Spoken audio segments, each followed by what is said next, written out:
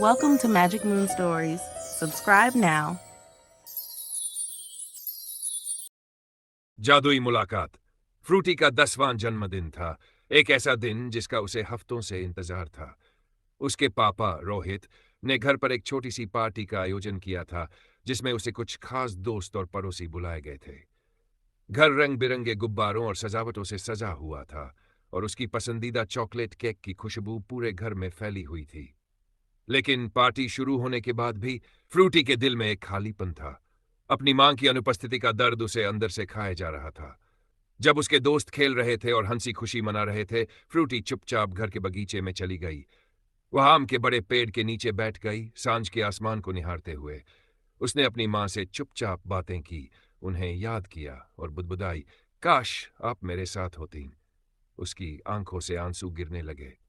उसने मन ही मन एक ख्वाहिश की, काश मेरे पास कोई जादुई दोस्त होता जिसे मैं अपनी बातें कर पाती।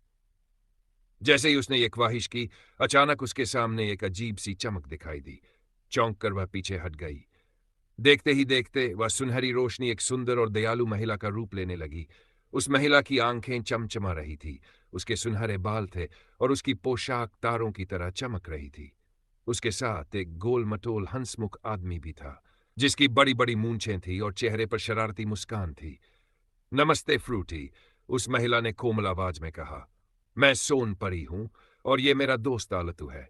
हमने तुम्हारी ख्वाहिश सुनी। फ्रूटी हैरानी से देखती रह गई। उसका दुख एक पल के लिए गायब हो गया। उसने धीरे से पूछा, क्या आप यहां हैं? सोन परी मुस्कुराई और सिर हिलाया। हाँ, मैं परी हूं और हम यहां तुम्हारा जन्मदिन खास बनाने आए हैं। आलतू ने हंसते हुए कहा, और चिंता मत करो, मजा लाने की जिम्मेदारी मेरी है। वह अपनी छोटी बांसुरी निकालकर एक मस्ती भरी धुन बजाने लगा, जिससे बगीचे के फूल और भी ज्यादा खिल उठे। फ्रूटी मुस्कुराए बिना नहीं रह सकी। सोनपरी ने अपने हाथ लहराए और एक चमचमाता गोला बनाया। उस गोले से जादुई नजारा उभरा। रोशनी से बने तितलियां उसके चारों ओर नाचने लगी। सच्चाई की ताकत। जन्मदिन के बाद फ्रूटी की जिंदगी जादू और खुशी से भर गई थी। सोनपरी और आलतू अब उसके दिल के बहुत करीब थे। हर मुश्किल में, हर उदासी में वह जानती थी कि वह अकेली नहीं है। लेकिन एक दिन कुछ ऐसा हुआ जिसने उसे अपनी ताकत और सच्चाई की शक्ति को पहचानने पर मजबूर कर दिया। एक सुबह जब फ्रूटी स्कूल पहुंची तो क्लासरूम में हलचल मची हुई थी। उसकी सबसे अच्छी दोस्त मीरा रोते हुए एक कोने में बैठी थी। फ्रूटी घबराई हुई हुई उसके पास गई और पूछा, मीरा क्या हुआ? तुम क्यों रो रही हो? मीरा ने आंसू पोंछते हुए कहा, रीमा ने मुझ पर चोरी का इल्जाम लगाया है। वह कह रही है कि मैंने उसका पेंसिल बॉक्स चुराया है, लेकिन मैंने कुछ नहीं किया। फ्रूटी को यह सुनकर गुस्सा आ गया। वह जानती थी कि मीरा कभी झूठ नहीं बोलेगी, लेकिन रीमा क्लास की सबसे अमीर और तेज लड़की थी और उसके खिलाफ बोलने की हिम्मत किसी में नहीं थी। यह गलत है मीरा, फ्रूटी ने कहा, मैं सच्चाई सामने लाऊंगी। लंच ब्रेक में फ्रूटी ने स्कूल के बगीचे में जाकर सोनपरी को पुकारा। कुछ ही पलों में एक सुनहरी रोशनी चमकी और सोनपरी और आलतू उसके सामने प्रकट हो गए। फ्रूटी, क्या हुआ? तुम इतनी परेशान क्यों हो? सोनपरी ने चिंता से पूछा। फ्रूटी ने उन्हें सारी बात बताई। मीरा ने कुछ नहीं किया, लेकिन फिर भी रीमा सबके सामने उसे झूठा साबित कर रही है। मैं क्या करूं सोनपरी? सोनपरी ने प्यार भरी मुस्कान के साथ कहा, फ्रूटी, सच्चाई और हिम्मत हमेशा सबसे बड़ा जादू होते हैं।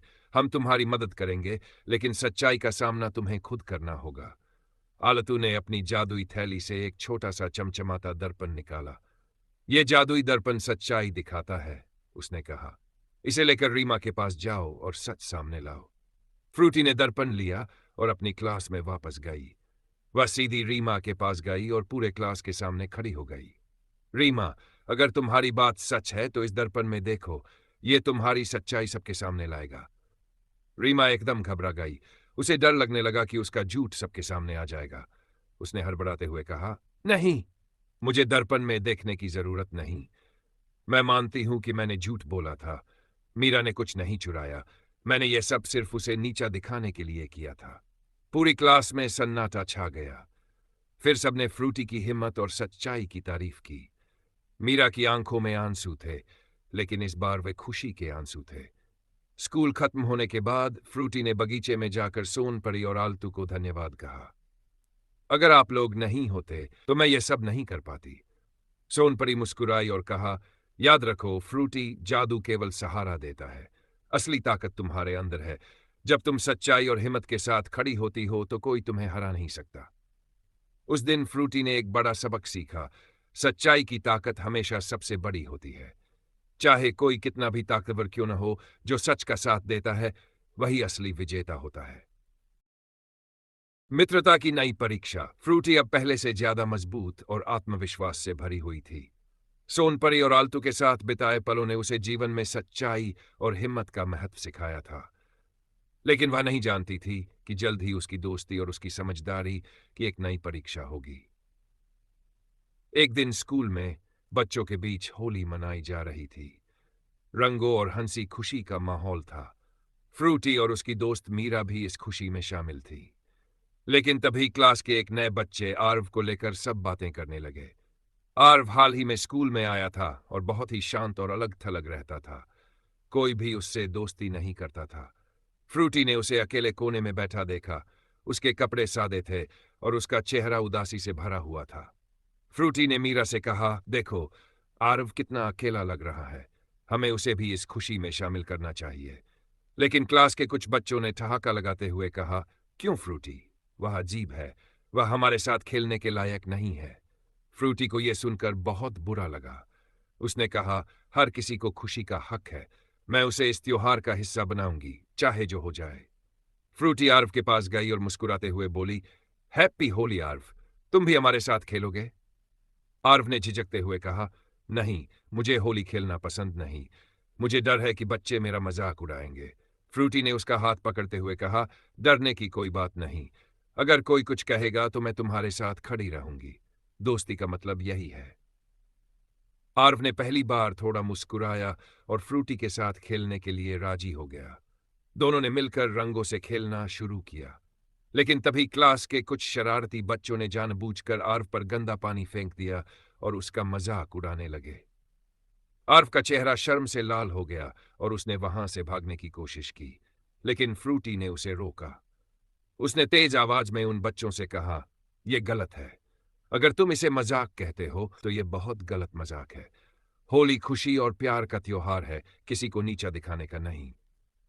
सोनपरी और आलतू बगीचे से ये सब देख रहे थे। आलतू ने परेशान होकर कहा, सोनपरी, हमें उसकी मदद करनी चाहिए। सोनपरी मुस्कुराई, नहीं आलतू, फ्रूटी को खुद अपने दिल की ताकत पहचानने दो। वह जानती है कि क्या सही है। फ्रूटी ने आर्व को सहारा दिया और बाकी बच्चों से कहा, हम सबको एक दूसरे की इज्जत करनी चाहिए। जो आज आर्व के साथ हो रहा है वह कल किसी और के साथ भी हो सकता है। सच्ची दोस्ती में दूसरों का मजाक उड़ाना नहीं, बल्कि उनकी मदद करना सबसे जरूरी है। फ्रूटी की बात सुनकर बाकी बच्चों को अपनी गलती का एहसास हुआ। उन्होंने आर्व से माफी मांगी और उसे अपने साथ खेलने के लिए बुलाया। आर्व की आंखों में खुशी और कृतज्ञता के आंसू थे। दिन के अंत में जब फ्रूटी घर लौटी तो उसने सोनपरी और आलतू को बगीचे में इंतजार करते देखा। तुमने आज बहुत बड़ी बात सीखी और सिखाई फ्रूटी, सोनपरी ने कहा। दोस्ती का असली मतलब यही है, दूसरों का साथ देना, खासकर जब वे अकेले हो। मैंने ये सब आपसे सीखा है सोनपरी। दोस्ती और सच्चाई की ताकत को कभी नहीं भूलूंगी।